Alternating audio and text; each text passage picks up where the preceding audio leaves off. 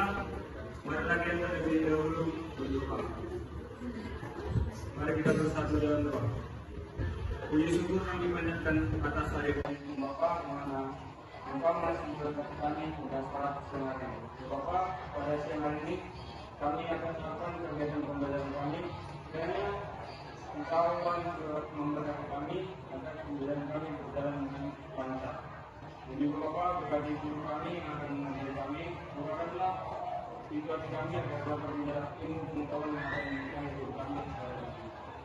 Jadi Bapa, berkati guru kami dimanapun mereka berada, bukan dari mana bahaya, kiranya Tuhan memberkati mereka. Di atas segala Bapa, kami adalah manusia yang tidak luput dari kesalahan kita. Kiranya Engkau pesan itu agar tidak terlalu kasih karunia serta anugerah yang hendak Engkau berikan kepada kami. Terpuji Tuhan Bapa, Engkau sampai selamanya. Amin. Oke, silakan. Ya, kita sudah berdoa.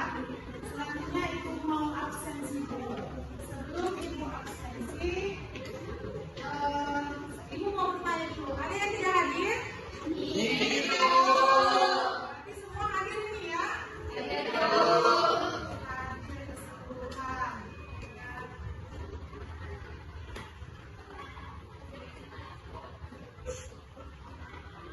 Oke, baik.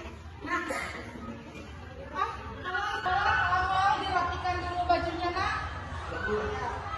Iya, kita harus rapi dalam pembelajaran, ya, supaya kita mendapat motivasi. Kalau kita nggak rapi, bagaimana kita mendapat pelajaran yang kita pelajari? Kita aja tidak rapi. Padahal di sini yang kita mau pelajari itu tentang upaya disintegrasi bangsa, ya kan? Jadi kita harus introspeksi diri dulu, ya kan? Iya nggak? Iya. Jadi di sini aku ini akan membahas tentang ancaman disintegrasi bangsa. Kalau kemarin kita sudah mempelajari tentang pengertian dari disintegrasi bangsa, masih ingat? Masih. Kira-kira siapa nih yang masih ingat? Hampir keseluruhan ya. Silakan siapa? Itu ya. Silakan Nak. Ya, begini ya. Disintegrasi adalah keadaan tidak bersatu padu, keadaan terpecah belah, hilangnya keutuhan atau persatuan dan perpecahan. Iya, bagus tepuk tangan untuk Bapak. Ini yang mau memberikan tanggapan tentang pelajaran kita yang lalu. Silakan siapa? Terima kasih Bu. Integrasi adalah penyatuan dari keseluruhan unsur-unsur yang berbeda menjadi kesatuan yang utuh dan utuh. Iya, bagus tepuk tangan. Ada lagi? Ada lagi?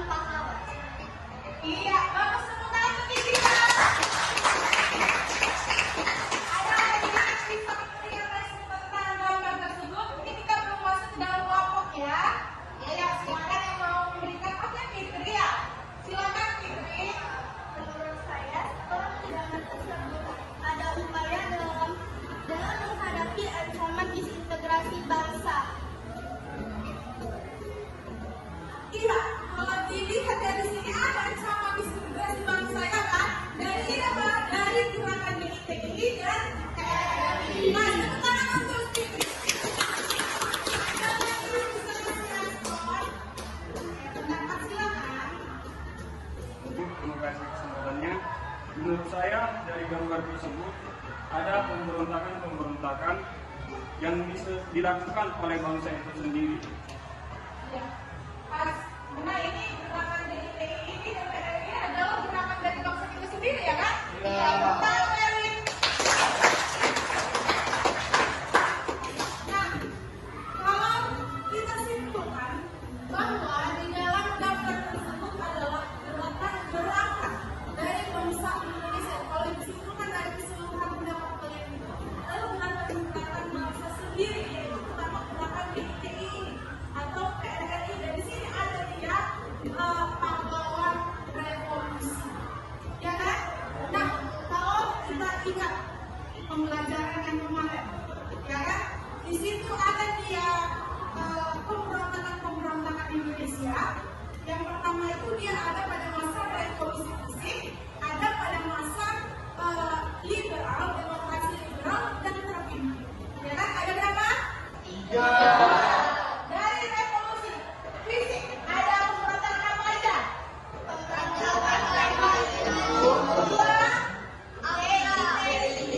Ketiga,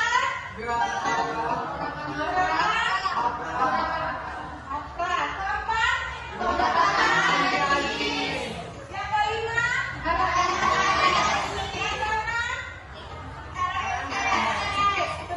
Andi masih ingat? Nah, kalau di dalam pemberontakan dan di dalam masa demokrasi liberal ada berapa? 2. Yang pertama, dewan-dewan daerah. Yang kedua,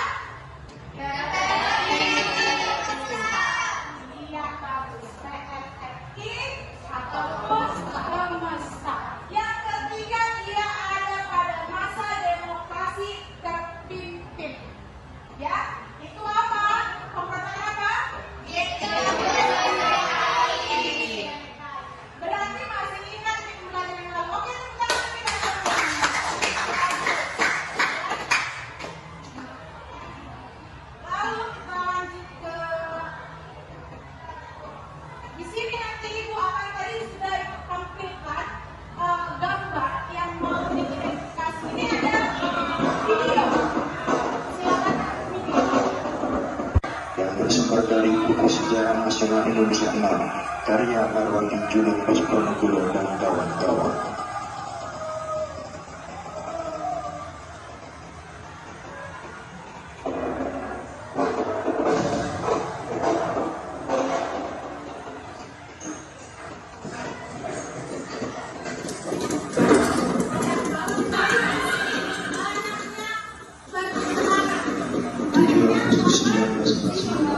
Sekarang Haji Raja Karto Suyoyo resmi memproklamasikan berdirian Negara Islam Indonesia atau MUI yang kemudian dikenal dengan nama Darul Islam Katolik di Desa Cisampang, Kecamatan Cisarua, Tasikmalaya.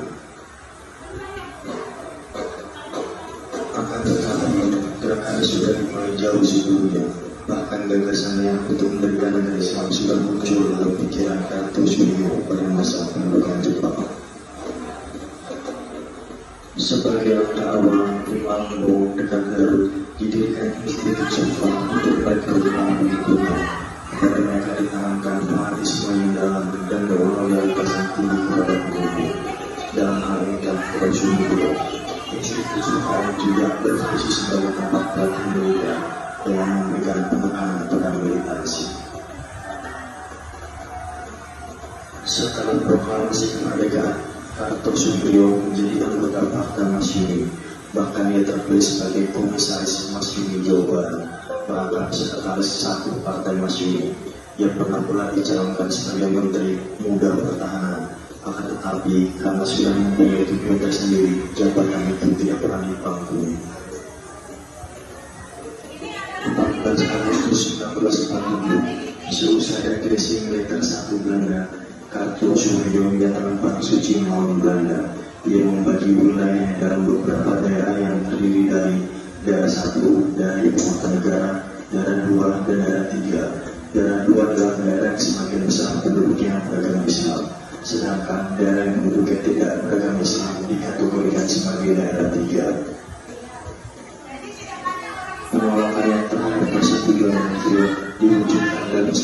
kota Medan Sangat Hijrah bersama dengan pasukannya sebanyak 4.000 orang, ia tetap tinggal di Jawa Barat.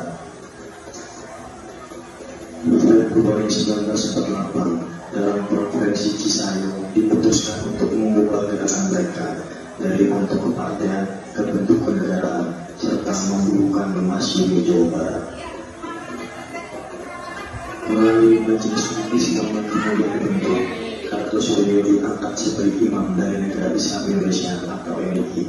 Selanjutnya dibentuk Angkatan Perang yang diberi nama Tentara Islam Indonesia atau TII yang ditempatkan di daerah pegunungan di sekitar Jawa Barat. 19 Desember 1948, Ibu kota RI Yogyakarta jatuh dan tertawan yang pemimpin negara. Pada hari pertama Belanda melancarkan agresi militer kedua, dinilai oleh Kartosoewiryo bahwa riwayat RI sudah berakhir. Sehingga mendengar hal itu, ia menganggap daerah Jawa Barat sebagai daerah de facto NII. Setiap pasukan yang memasuki Jawa Barat diharuskan mengakui NII atau dihancurkan.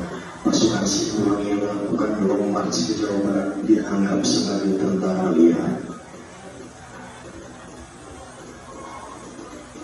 25 Januari 1949, kontak senjata pertama dengan TNI ketika pasukan divisi Siliwangi di bawah pimpinan Mayor Utaria memasuki daerah Periangan Timur. Mayor Utaria dibunuh oleh anggota NII. Nasib yang sama dialami juga oleh Mayor Tobing di daerah Singaparna. Pemerintah RIS berusaha menyelesaikan pemberontakan Kartosoewiryo ini dengan jalan damai. Sebuah panitia yang beranggotakan Zainul Arifin dari Kementerian Agama, Makmun Surmadi Praja dari Kementerian Dalam Negeri, dan Kolonel Sadikin dari Kementerian Pertahanan ditugasi mengadakan kontak dengan Kartosoewiryo. Namun usaha ini gagal. Begitu pula usaha Wali Al-Fatah pada masa kabinet Natsir. Kartosoewiryo hanya bersedia berunding apabila pemerintah mengakui eksistensi NII. Setelah usaha secara damai itu gagal, TNI melancarkan operasi militer, yakni Operasi Merdeka. Operasi ini masih bersifat insidental, lokal dan rutin, tanpa rencana yang tegas dan sistematis. Serangan-serangan TNI yang bersifat gerilya itu belum dihadapi dengan taktik anti-gerilya. Oleh karena itu, inisiatif lebih banyak dilakukan oleh TNI. Di samping itu, kekuatan TNI juga terpecah sebab sebagian pasukan terpaksa dikirim ke luar Jawa untuk menghadapi TNI di Sulawesi dan Aceh.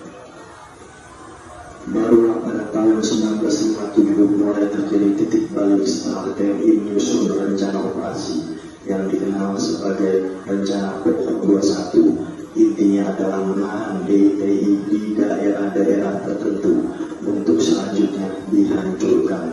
Operasi penghancuran dimulai di daerah Banten dan selanjutnya bergerak ke timur. Dalam melaksanakan operasi ini, rakyat diikut sertakan, antara lain untuk mencegah masuknya anggota DTI ke desa-desa. Taktik ini kemudian berkembang menjadi operasi Pagar Betis yang berhasil membatasi kegiatan gerombolan DTI. Penumpasan secara menyeluruh berhasil dilakukan pada masa demokrasi terpimpin. Sekian dari Seni Perang. Agar lebih semangat, video ini bisa diklik like dan Oke, itu adalah tampilan video dari pemberontakan GITI. Jadi nanti di sini kita membuat suatu kelompok diskusi. Kelompok diskusinya itu tadi sudah dikirimkan ke WA group, ya, nama-namanya. Lalu nanti ini dipresentasikan, ya. Kita harus bisa nanti LKPD-nya ini bagikan apa yang mau dikerjakan. Nanti kalau kawan-kawan bisa ditanyakan ke ibu.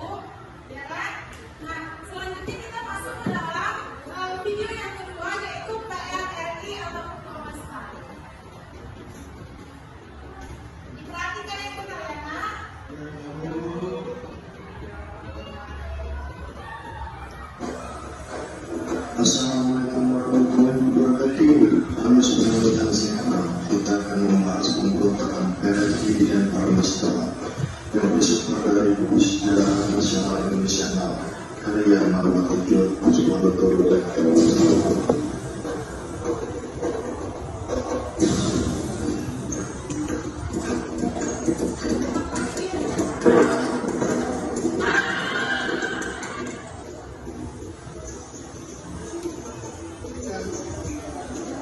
Pada akhir tahun 1956 dan awal 1957, di beberapa daerah di Sumatera dan Sulawesi muncul gerakan-gerakan menentang pemerintah pusat disebabkan kecilnya alokasi biaya pembangunan yang diberikan oleh pusat kepada daerah. Minimnya alokasi itu menyebabkan pembangunan di daerah terhambat.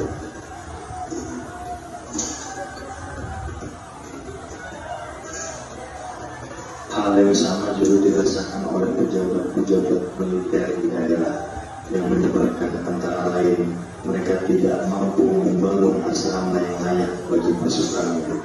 Gerakan-gerakan daerah ini mendapat dukungan dari beberapa panglima militer dengan membentuk dewan-dewan daerah. Yang pertama terbentuk ialah Dewan Banteng di Padang, disusul Dewan Garuda di Palembang, Dewan Gajah di Medan, Dewan Manguni di Manado, dan Perjuangan Badan Semesta atau Perpesta di Makassar.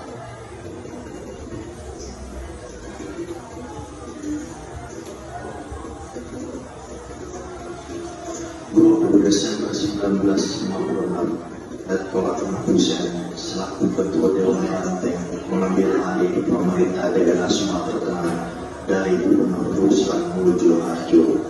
Alasan yang dikemukakan ialah bahwa gubernur yang ditunjuk oleh pemerintah pusat itu dipandang kurang berhasil dalam membangun daerah Sumatera Tengah.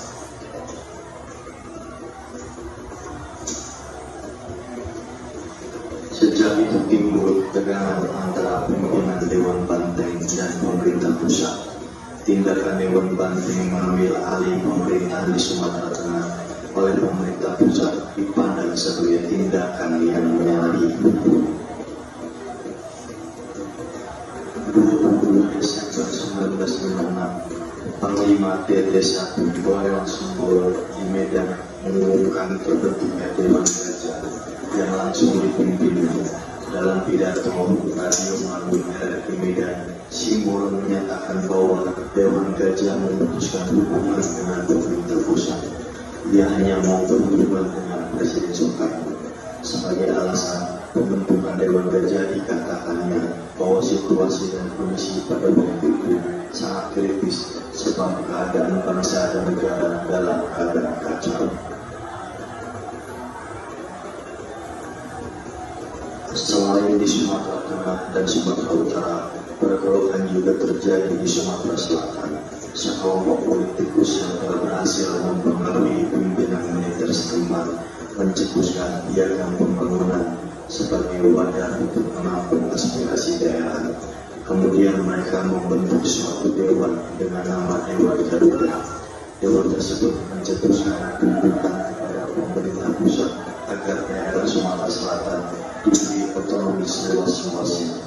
Mereka juga menuntut adanya hubungan kembali duduk tunggal Soekarno-Hatta dalam mengendalikan pemerintahan Republik Indonesia. Letkol Parian selaku pejabat Panglima TT2 mengeluarkan keputusan bahwa daerah Sumatera Selatan dinyatakan dalam keadaan bahaya. Gubernur Sumatera Selatan Winarno Danuatmojo diminta untuk menyerahkan kekuasaannya dalam rangka memperlancar usaha pembangunan di daerah Sumatera Selatan. Rentetan tindakan yang telah diambil oleh Dewan Garuda serupa dengan yang dilakukan oleh Dewan Banteng. Aktivitas Dewan Garuda di Sumatera Selatan dipimpin oleh Wakil Kepala Staf TT2 Mayor Nawawi yang mendapat perlindungan dari panglimanya sendiri. Hubungan antara pimpinan Dewan Banteng di Sumatera Tengah dan Dewan Garuda di Sumatera Selatan dilakukan melalui surat orang Joget yaitu Sidi Bakarudin, Kepala Eksploitasi Jawatan Kereta Api atau DKA daerah Sumatera Selatan. Sidi Bakarudin adalah tokoh Dewan Banteng yang aktif di Sumatera Selatan, khususnya di kalangan kaum adat. 4 Januari 1957, Parlemen kemudian memberikan perhatian pada kejadian di Sumatera. Parlemen mengirimkan wakil-wakil ke Sumatera Utara, Sumatera Tengah, dan Sumatera Selatan. Sebenarnya tugas yang dibebankan kepada para utusan dari parlemen tersebut sama dengan tugas yang sebelumnya pernah diberikan kepada utusan kami. Selain di Sumatera, di Indonesia bagian timur terjadi pula pergolakan. Bulan Maret 1957, di Makassar, Panglima TT7 atau PJ semua memproklamasikan piagam perjuangan atlet semesta atau Pramesta. Wilayahnya meliputi Sulawesi, Kepulauan Nusa Tenggara, dan Maluku. Piagam tersebut ditandatangani oleh 51 tokoh masyarakat Indonesia bagian timur. Rekor semua menyatakan daerah Indonesia bagian timur dalam keadaan bahaya. Seluruh pemerintahan daerah diambil alih oleh kaum muda.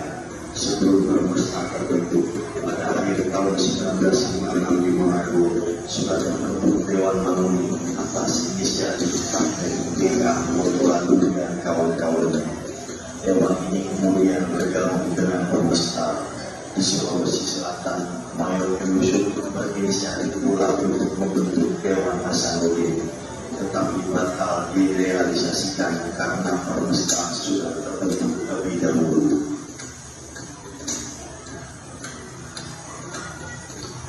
10 sampai 14 September 1957 untuk meredakan pergolakan daerah dilangsungkan musyawarah nasional atau UNAS yang dihadiri oleh tokoh-tokoh nasional baik pusat maupun di daerah. Hadir pula mantan wakil presiden Muhammad Hatta. Musyawarah diadakan di Gedung Proklamasi Jalan Pegangsaan Timur 56 Jakarta. Di dalam musyawarah itu dibicarakan masalah-masalah pemerintahan, soal-soal daerah, ekonomi, keuangan, angkatan perang, kepartaian, serta masalah-masalah yang menyangkut duit tunggal Soekarno-Hatta.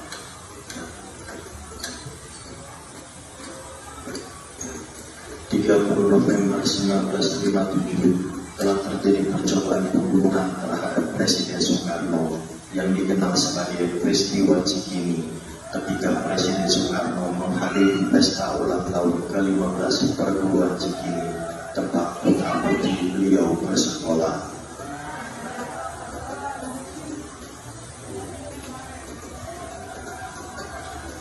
Percobaan pembunuhan ini dilakukan dengan menggunakan granat tangan sehingga menimbulkan banyak korban. Presiden sendiri selamat berkat kesigapan dan kecepatan bertindak Mayor Soeharto, ajudan Presiden.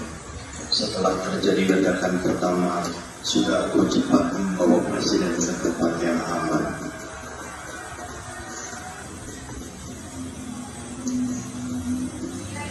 Akibat peristiwa Cikini, keadaan Indonesia semakin memburuk. Daerah-daerah yang bergejolak tidak menjadi tenang, tapi semakin berusaha untuk melepaskan diri dari dosa.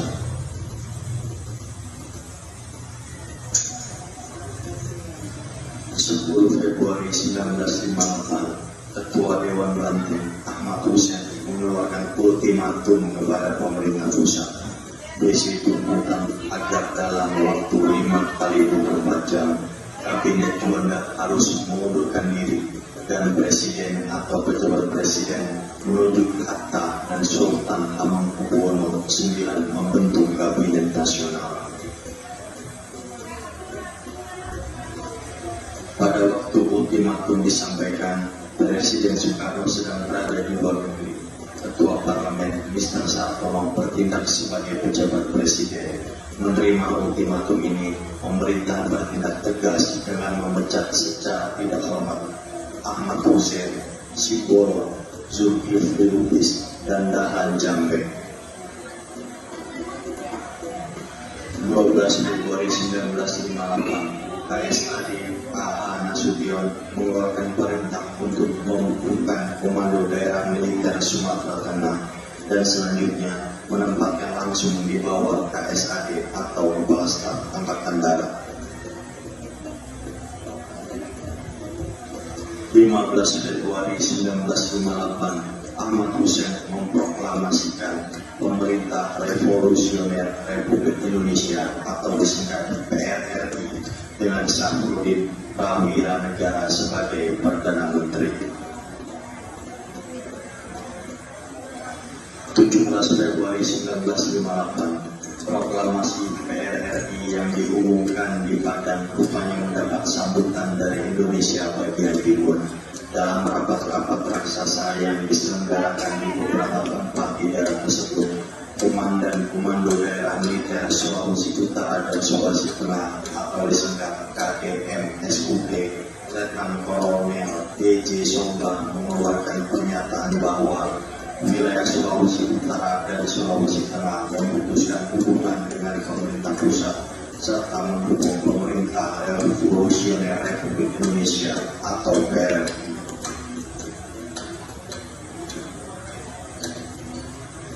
Karena usaha melalui musyawarah tidak berhasil untuk memulihkan keamanan negara, pemerintah dan KSAD memutuskan untuk melancarkan operasi militer.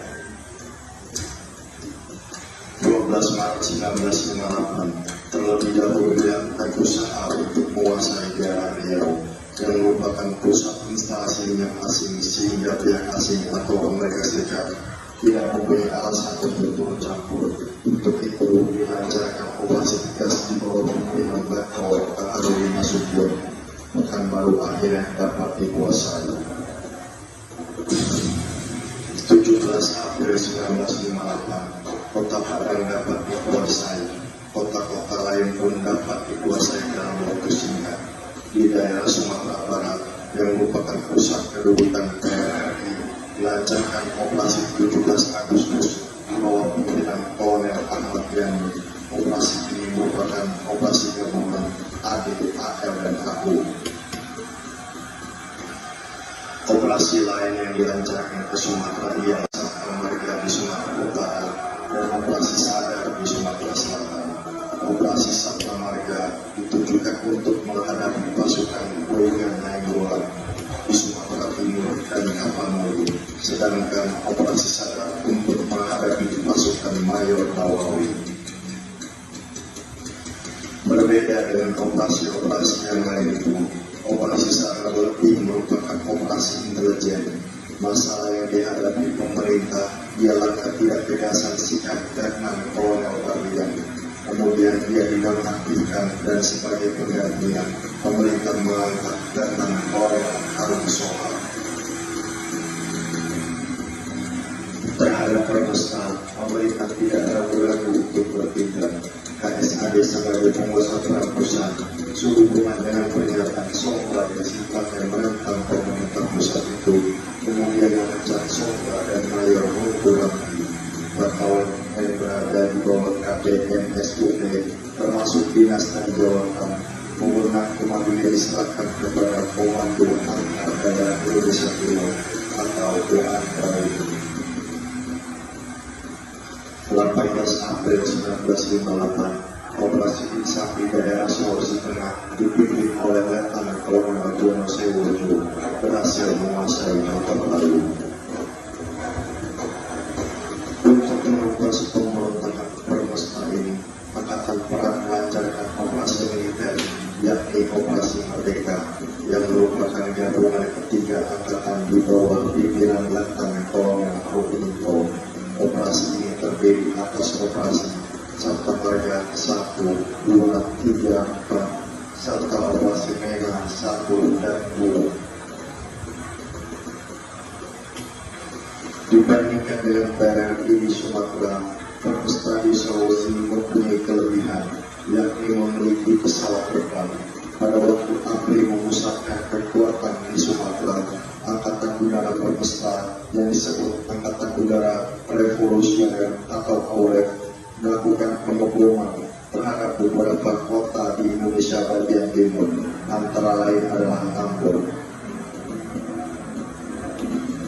Terusnya,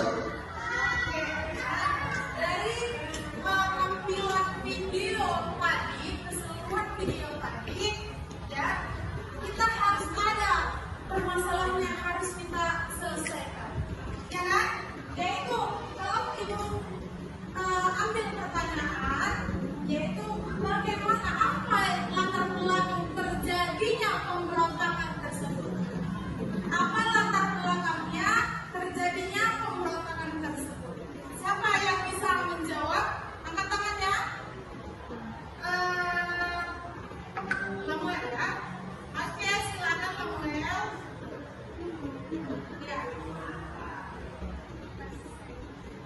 Oke, silakan Lemuel. Silakan Lemuel. Ya. Berdiri. Yang pertama karena ada perbedaan ideologi, yang kedua karena ingin keluar dari RRI, ketiga karena ketidakpuasan dalam masa keputusan. Iya, silakan duduk. Terima kasih bagus ya. Jadi dari terjadinya pemberontakan dari DITI tadi dan juga PRRI Permuslim tadi, yang pertama itu kalau kita rangkum itu adalah yang pertama ada tadi di dalam video karena ya kan, yang pertama itu dia perbedaan ideologi. Yang kedua karena ingin atau ingin keluar dari NKRI. Contohnya kalau kita lihat di situ adalah DITI. Mereka membuat negaranya sendiri, yaitu negara Islam. Ya, di sini kita lihat tadi di video itu ada beberapa wilayah. Ada 3. Yang pertama Jawa. Yang kedua, iya, yang ketiga Aceh, ya kan? Aceh, ya, itu tadi yang kita lihat di dalam video tadi. Nah, oke, baik. aduh, asal Oke, agar kita mana tadi ini? Udah tadi ini ya. Oke, nah tadi ada di Aceh, ada juga di Jawa Barat ataupun Jawa Tengah. Oke, untuk kita memudahkan memahami tentang materi atau permasalahan yang ada ibu pelajaran kita ini tadi, ibu buat kelompok, langsung dibuat kelompok sesuai dengan yang ibu kirim ke grup. Silahkan, ibu kasih waktu 5 menit untuk buat kelompoknya. Ayo, silakan.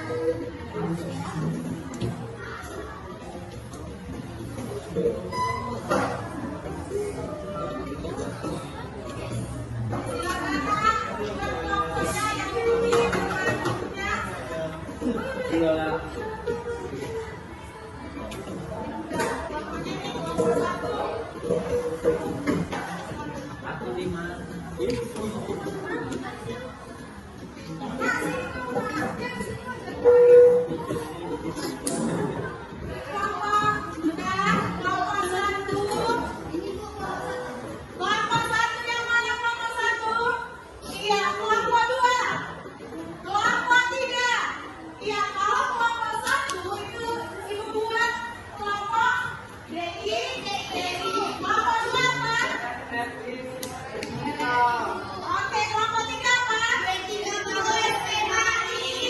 ada dia 3 kelompok. Nah, di sini nanti ibu akan membagikan LKPD-nya. Nah, jadi nanti di sini ibu akan membagikan LKPD-nya ini, dan juga nanti ibu mau kalian itu membuat suatu konten. Kontennya itu kita harus mengikuti dengan era digital. Kita ini kan hidup di era digital kan? Jadi kita harus bisa memanfaatkan itu supaya kita lebih paham dalam materi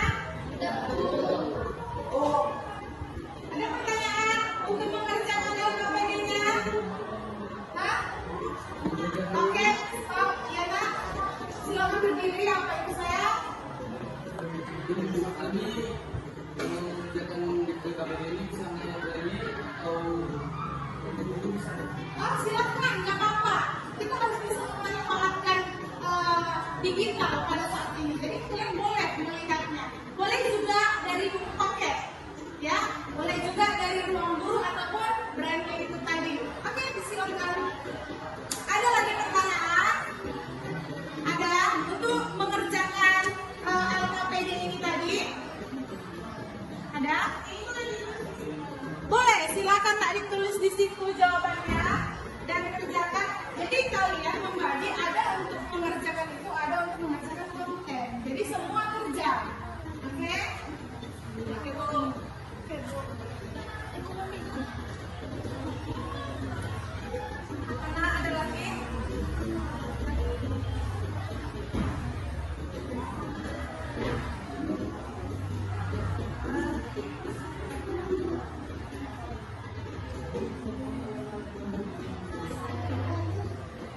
Oke. Oke, agar kita mendalami materi selanjutnya, kan Ibu tadi bilang buat di LKPD. Langkah-langkah membuat LKPD pengisiannya itu yang pertama itu dia buat. Kalian kan udah coba lihat pemberontakannya, beberapa macam pemberontakan yang ada di Indonesia kan? Itu kalian buat dulu seperti ini. Nama peristiwanya, waktu kejadiannya, lokasi kejadiannya, tokoh pemimpinnya, latar belakangnya, tujuan dan akhir peristiwanya. Seperti itu. Baru kalian masukkan ke dalam LKPD-nya. Oke, mengerti? Mengerti. Oke, masih semangat? Semangat. Ya, di dalam LKPD itu ada dia identifikasi fakta tentang faktor disintegrasi bangsa dari berbagai macam pergolakan yang ada di kelompoknya masing-masing. Ya, terus faktor terjadinya dan tuliskan kesimpulannya. Mengerti?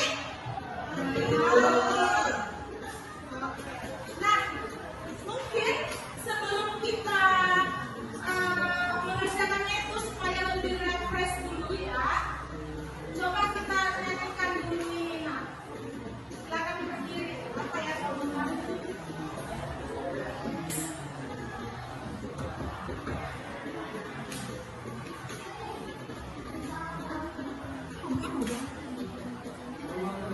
Ayo silakan berdiri. Ayo silakan berdiri nak. Di poin Anda, beli barang kendaraan, jika benar-benar bulan, se-fleksibel ini.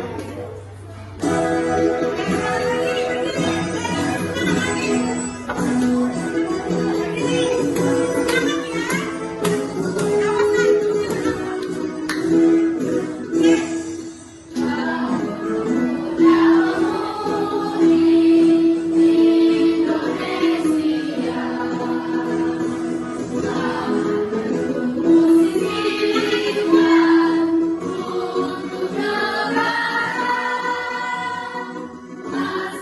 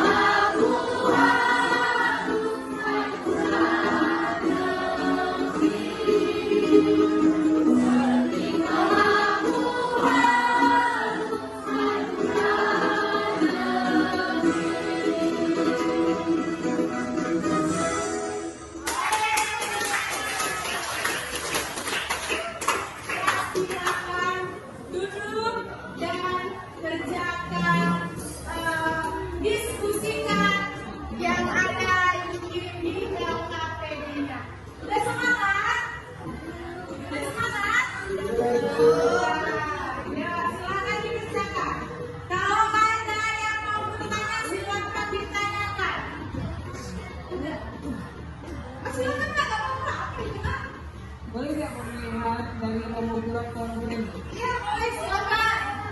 Boleh, boleh, Kak. Oke, silakan diskusi ya.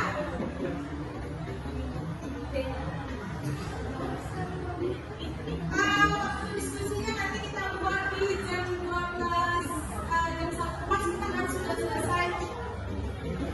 Supaya bisa dipresentasikan.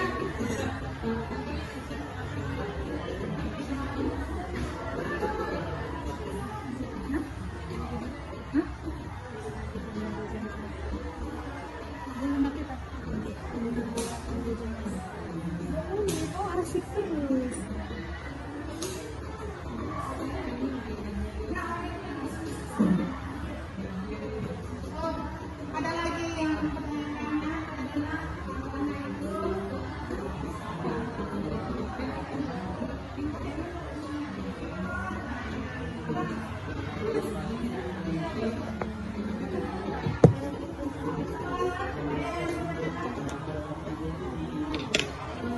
Boleh nomor ini.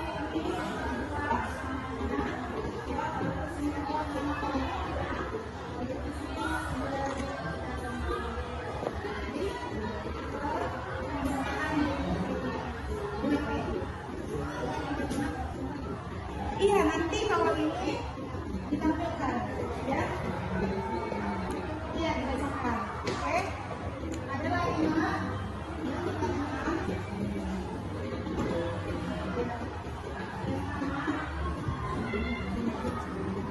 Ya, boleh.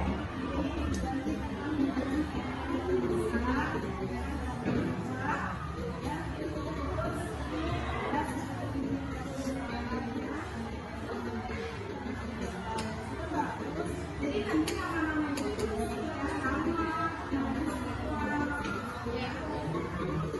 ada lagi yang bertanya.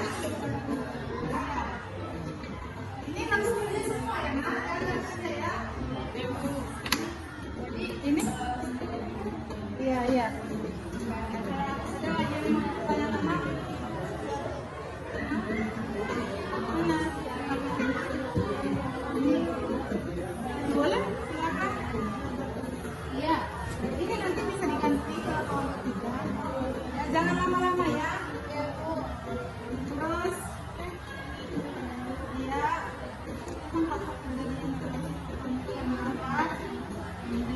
tadi kan diambilkan sudah mengamati videonya tadi kan. Baru nanti yang seperti yang tadi itu buat di sini namanya, semuanya, ya. Oke, silakan dilanjutkan. Semangat, semangat ya, semangat, semangat.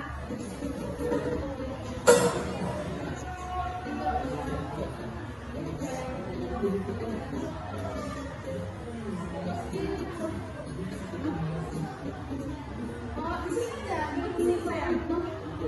Di sini aja. Oke, silakan kemari.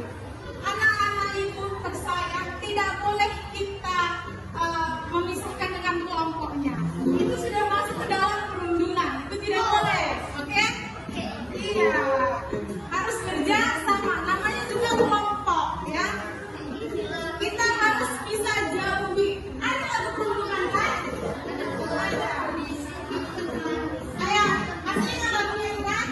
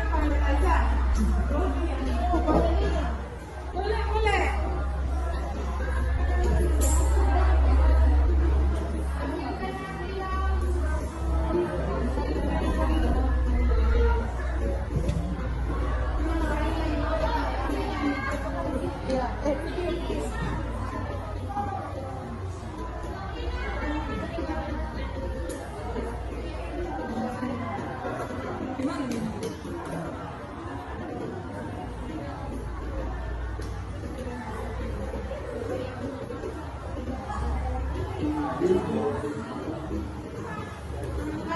ada yang sudah selesai?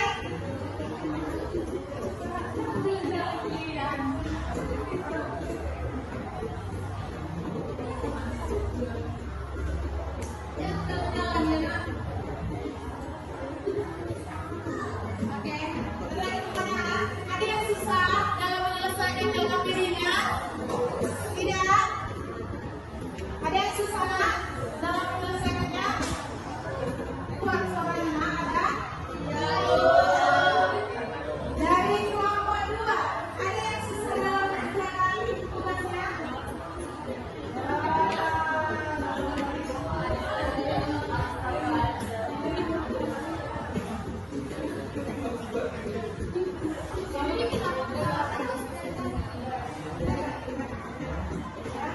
Saya siapa yang cepat juga presentasi duluan?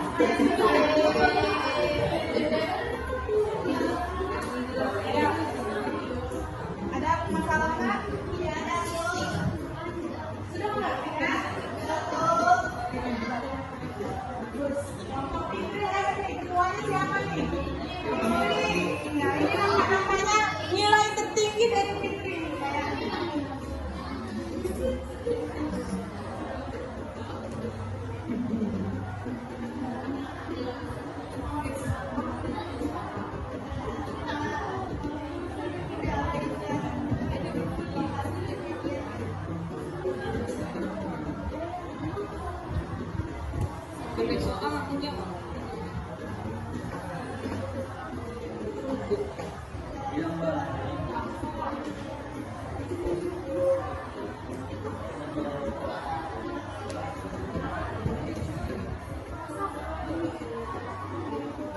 Dan silakan kalau belum diminum ini ada di situ ya, supaya jangan jalan-jalan di situ.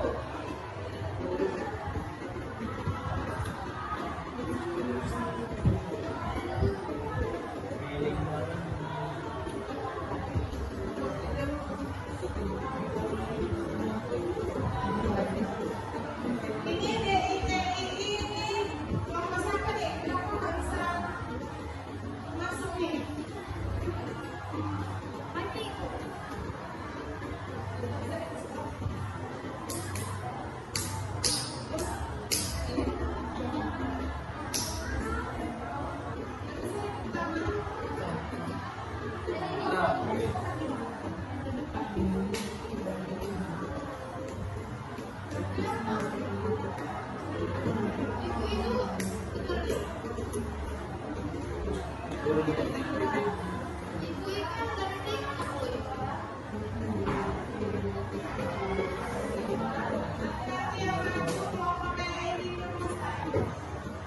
Sudah ada yang ingin memesan?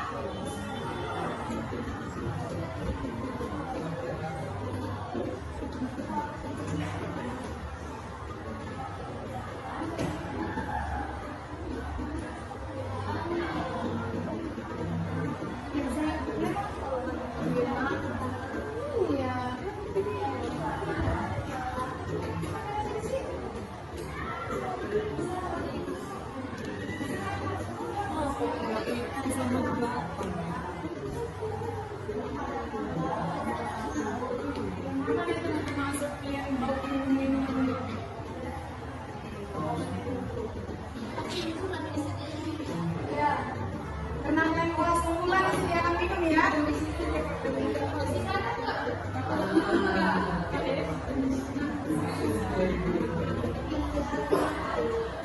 Udah ada minumnya silakan.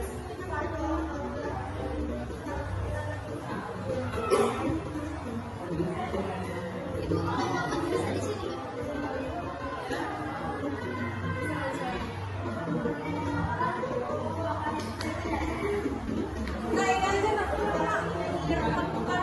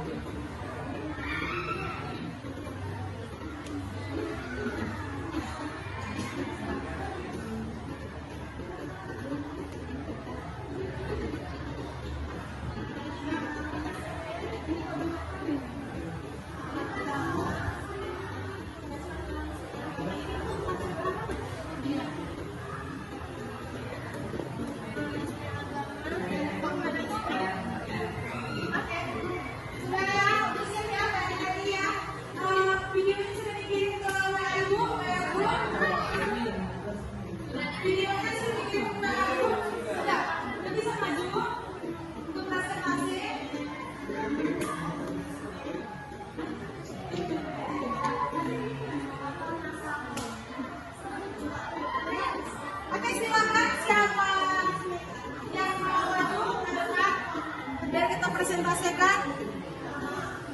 Ayo, ini yang videonya ya.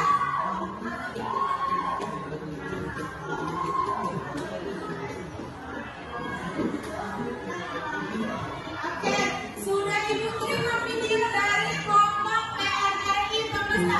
Berarti yang pertama kali selesai adalah PNRI Pemesta. Kita dulu.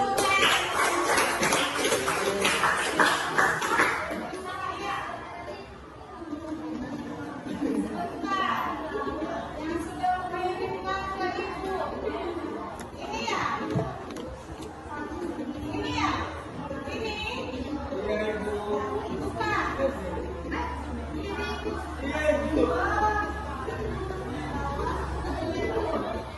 Silakan yang mau maju nak. Cepat ke depan.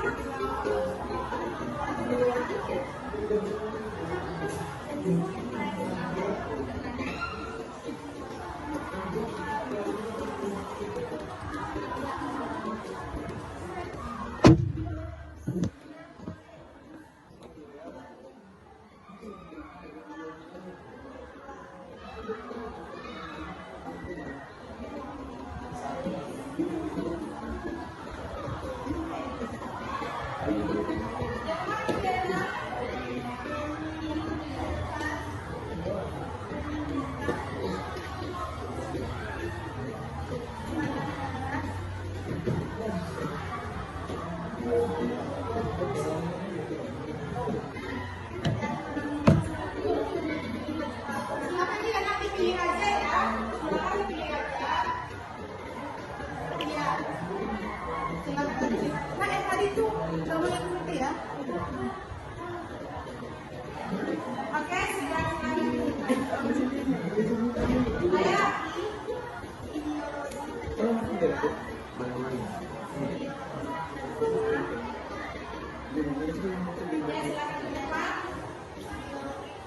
Bagi pendengar silakan didengar kasih presentasi temannya dan harus bisa memahami apa yang mereka sampaikan dan juga kita harus bisa yang namanya menerima pendapat orang lain. Ya, oke silakan bawain bukunya. Apa dulu yang ditampilkan ini? Ini kah atau itu langsung? Ini aja dulu. Oke. Ya.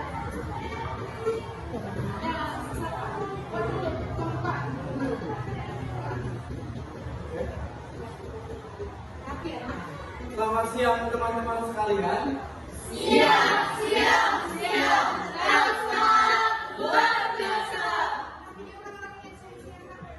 Sebelumnya terima kasih atas video yang bagus. Ya, selamat siang. Oke. Selamat siang teman-teman. Siang, siang, siang, selamat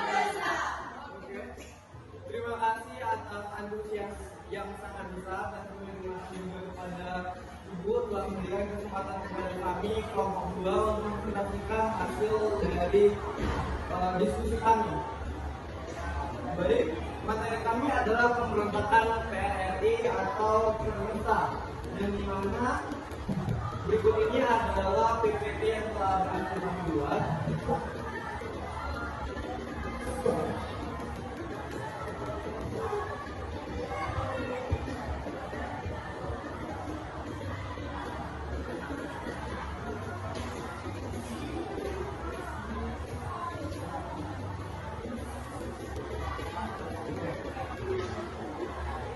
Di layar menampilkan beberapa fakta-fakta tentang faktor integrasi bangsa yang terjadi dalam PRRI dan Persemi. Oke. Berdasarkan hasil yang kami dapatkan dari video yang sudah dilampirkan dan juga sumber-sumber dari ruang guru dan branding, kami mendapatkan beberapa fakta. Yang pertama, di mana gerakan ini terjadi pada tahun 1957 sampai tahun 1960, di mana kawasannya meliputi Pulau Sumatera dan Sulawesi. Yang kedua adalah gerakan pemberontakan tersebut merupakan gerakan separatis yang muncul karena adanya ketidakpuasan antara pemerintah daerah dengan pemerintah pusat, baik dari bidang kebijakan ataupun pembuktian langsung di dalam masyarakat. Contohnya lagi adalah yang sudah kita dengarkan langsung bersama-sama di video mengenai adanya perbedaan mengenai pendanaan suatu daerah yang membuat wilayah-wilayah yang melakukan PRRI ini merasa tidak meratanya kesejahteraan yang terjadi. Yang ketiga adalah gerakan pemberontakan PRRI ini menyatakan dukungannya terhadap otonomi daerah dan bukan ingin melepaskan diri dari negara.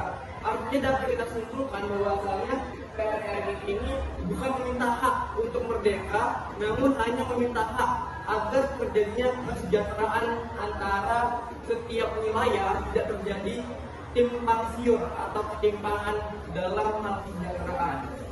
Selanjutnya adalah faktor terjadinya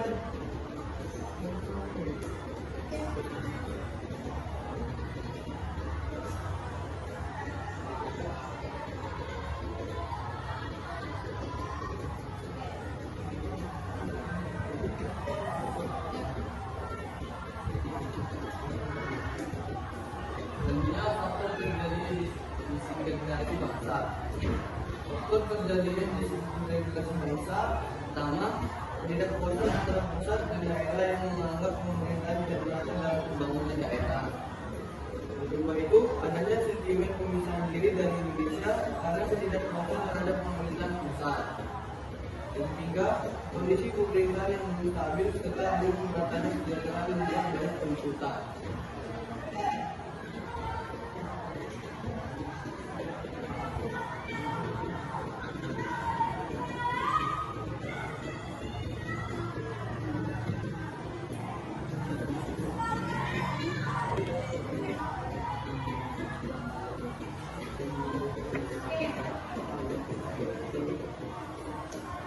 Dari teman-teman yang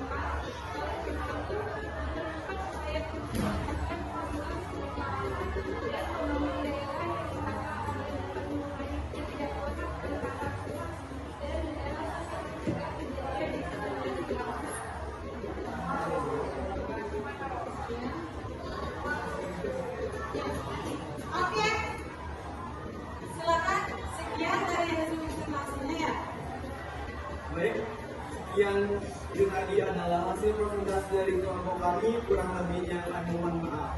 Oke, baik, selanjutnya dari hasil presentasi kelompok 2, ada yang ingin bertanya atau memberikan saran, kritik dan respon? Ayo silakan, dipersilakan.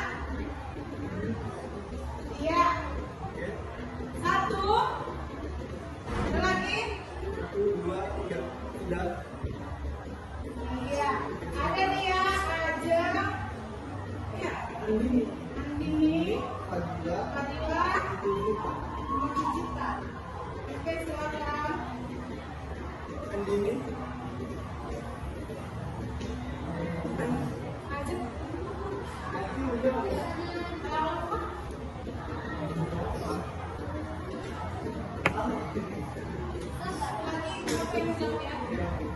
Oke, silakan.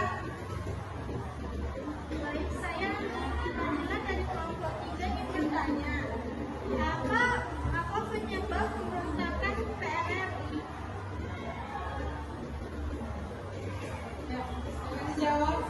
Terima kasih atas pertanyaannya. Saya akan menjawab pertanyaan dari ini. Adanya hubungan yang kurang harmonis antara pemerintah pusat dan pemerintah daerah. Hal itu karena kebijakan keuangan yang diberikan oleh pemerintah pusat tidak sesuai dengan anggaran yang diusulkan. Bagaimana dapat Oke, baik. Kita tutup pertanyaan. Silakan. Karena waktu yang singkat, mungkin bisa saja presentasi dari kelompok kami. Sekali lagi kami mengucapkan terima kasih atas antusias teman-teman. Itu juga dari kesempatan yang diberikan oleh Ibu Guru. Kami ucapkan terima kasih. Oke, terima kasih. Tepuk tangan.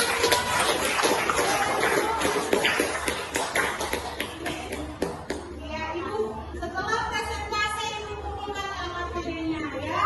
Lanjut kelompok siapa yang ingin maju ke depan? Kelompok G13 PKI.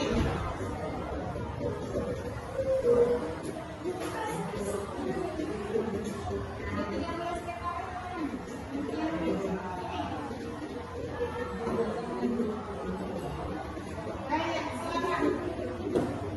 Nih ya. Silakan G13 PKI, siapa yang mau maju ke depan? Di bawah alamat PD-nya ya, Nak. Langsung dikumpulkan.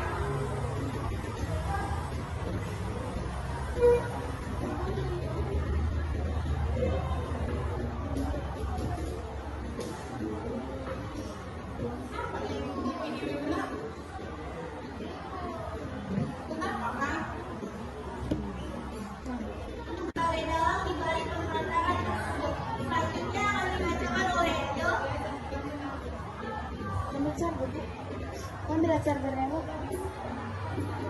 Enggak bu, maksudku ambil chargerku, charger besi.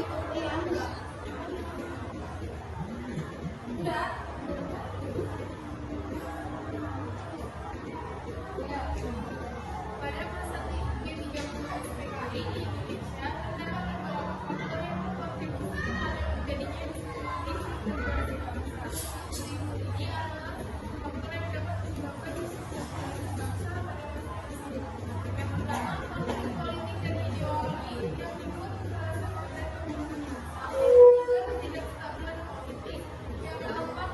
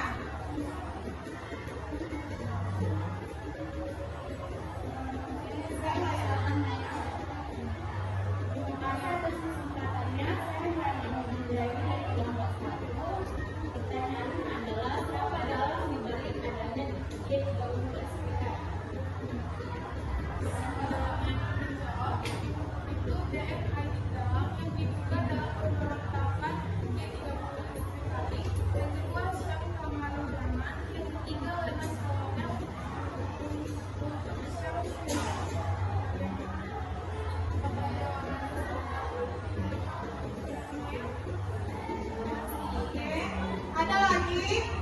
Yang ingin bertanya? Sudah, tidak ada. Berarti sudah paham tentang apa yang dipresentasikan teman-temannya? Sudah. Oke, bagus. Silakan. Demikianlah presentasi kami. Jika ada salah kata, mohon dimaafkan. Sekian dan terima kasih. Oke, tepuk tangan semua tadi. Iya, Ibu kumpulkan ya data-datanya supaya bisa dinilai. Selanjutnya kelompok 1. Ya, ini kelompok 1 yang paling banyak nih Ibu lihat nih. Ya. Silakan. Kelompok 1 PPT sudah dikirim ke Ibu? Sudah.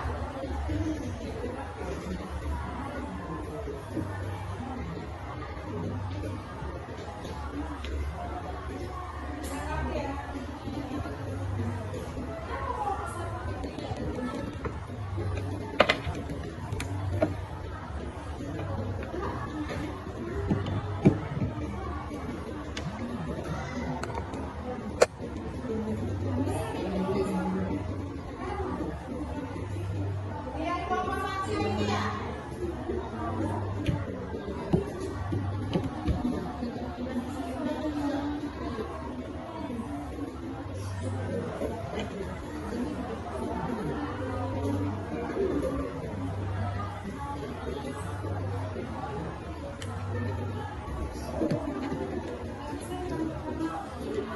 Kenal langsung aja presentasi.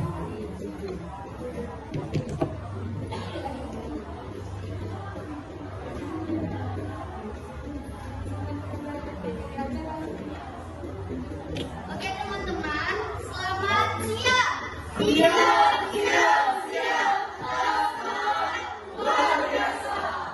Jadi teman-teman, kami dari kelompok 1 di sini sebelumnya.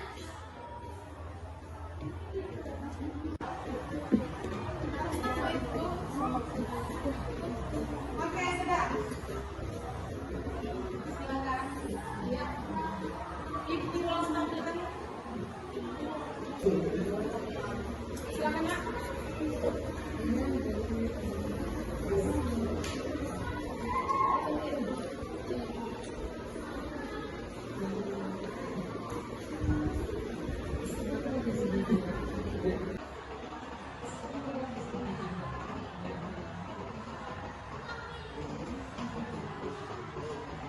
Oke, selamat siang teman-teman.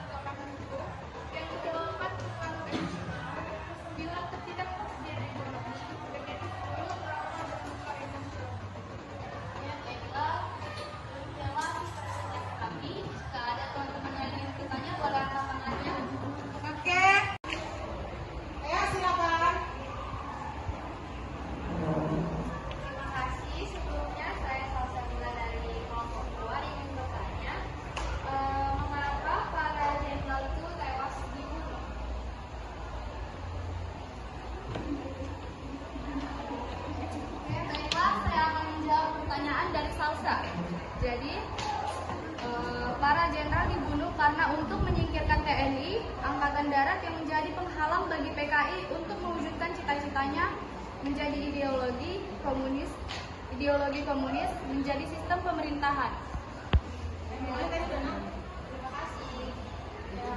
Oke, ada lagi yang ingin bertanya? Satu orang lagi? Ada? Satu orang lagi yang ingin bertanya?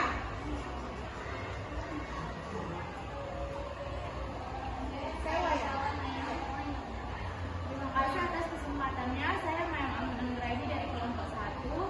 Pertanyaannya adalah siapa dalang dibalik adanya G30 SPKI?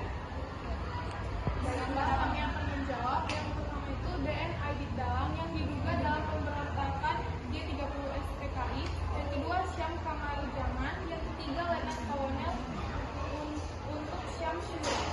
Bagaimana jawaban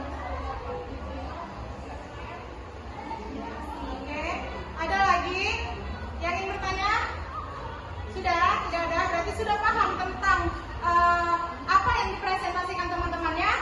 Sudah, Ibu. Sudah? Oke, bagus. Silakan. Demikianlah hasil presentasi kami. Jika ada salah kata, mohon dimaafkan. Sekian dan terima kasih. Oke, tepuk tangan untuk kelompok 3.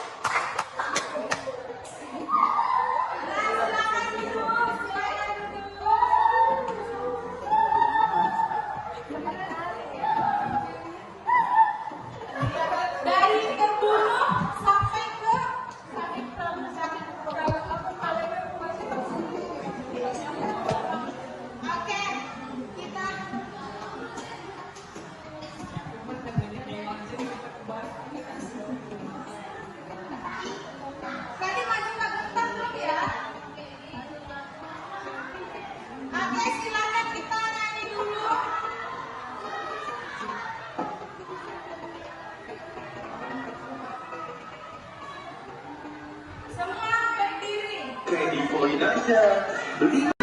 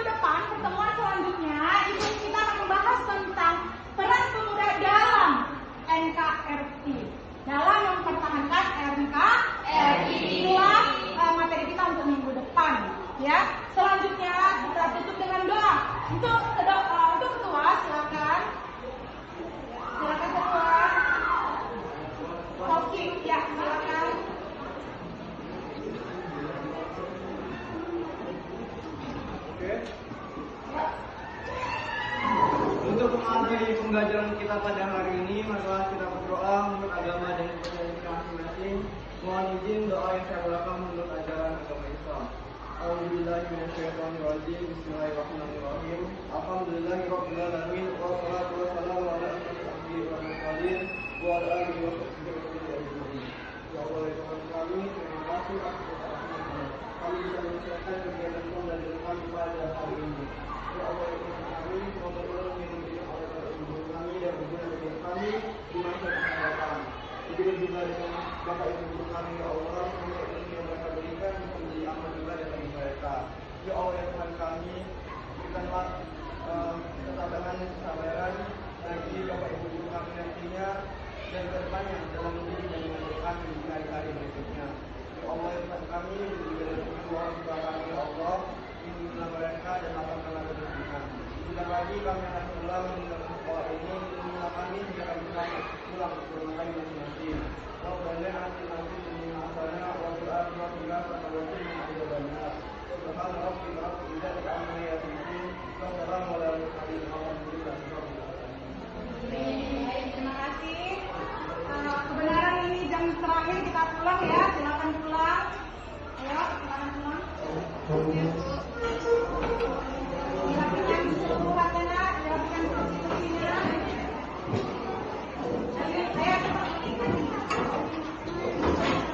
Ayo, oke, silakan keluar. Ayo, ini.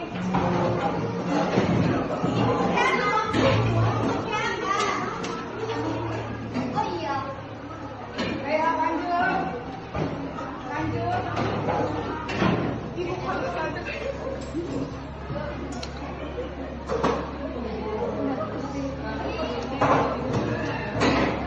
Oh, iya.